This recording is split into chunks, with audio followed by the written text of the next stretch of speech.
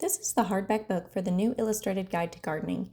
Now, what's fabulous about this and what I highly recommend it for, in the beginning here, it's going to have the zones for your area. This is huge because I don't know how many times I've actually had to go online and search which zone I'm in because I tend to forget.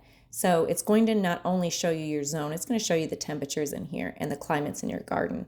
Once you start going through the book, you are going to have access to not only images of the plant, bush, or tree, but you're going to have the name, the proper way to pronounce it, the average height and width of that plant, what it needs to survive, how much water, if you need to do any kind of pruning, and when to do the pruning, how to do the pruning.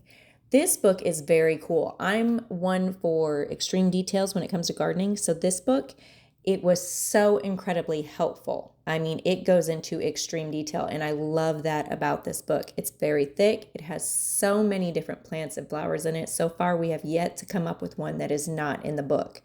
We highly recommend this. If you know someone who's a gardener, if you know someone who is just starting gardening or has the interest or hobby of gardening, this book is for them.